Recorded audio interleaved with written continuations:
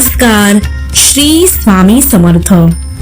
स्वामी समर्थांच्या शिकवणीवर आणि त्यांच्या चमत्कारावर आधारित असलेली एक कथा आज आपण बघणार आहोत. कर्जाचा डोंगर आणि दारावरचा अनोळखी पाहुणा. हा प्रसंग एका रमेश नावाच्या स्वामी भक्ताचा आहे. रमेश मोठा व्यापारी होता, पण चुकीच्या निर्णयामुळे त्याला मोठा कर्जबाजारीपणा आला होता. लोकांनी त्याच्या दारावर पैशांसाठी तगादा लावला होता. रमेशला वाटले, स्वामींनी माझी साथ सोडली. एके रात्री रमेशने अत्यंत निराश होऊन देवासमोर रडून स्वामींना टोमणा मारला. महाराज, तुम्ही तर नेहमी पाठीशी असता, पण आज माझा सर्वनाश होत आहे तरी तुम्ही का गप्प आहात? दुसऱ्या दिवशी पहाटे रमेश आपल्या दारात उभा असताना त्याला दुरून एक अनोळखी साधारण माणूस त्याच्या घराकडे येताना दिसला.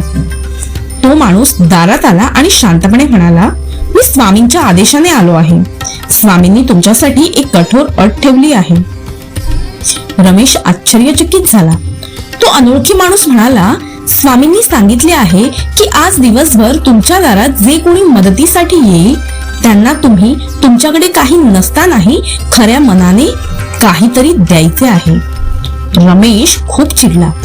माझ्याकडे देण्यासाठी काहीच नाही आणि स्वामी मला दान करायला सांगत आहेत.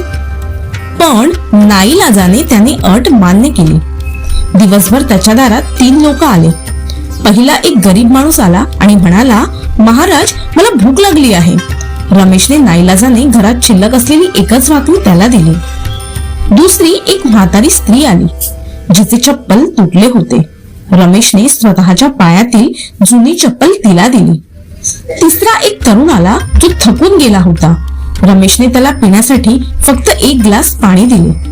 हे 3 त्याग करताना रमेशच्या मनात खूप राग होता, पण त्याने स्वामींच्या शब्दाचे पालन केले. संध्याकाळी तोच अनोळखी माणूस पुन्हा रमेशच्या दारात आला. त्याने रमेशच्या हातात एक लहान कापडी पिशवी दिली आणि म्हणाला, स्वामींनी ही भेट तुमच्यासाठी पाठवली आहे. तुम्ही दिवसभर केलेल्या त्यागामुळे तुमचा अहंकार आणि लोभ नष्ट झाला आहे. आता ही पिशवी उघडा. रमेशने पिशवी उघडताच त्याला धक्का बसला.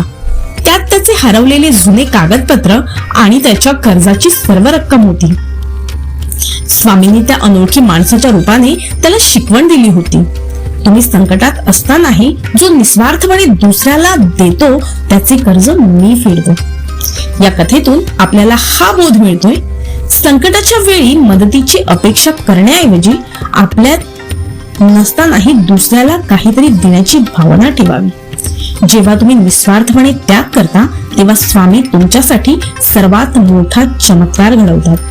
श्री स्वामी समर्थ.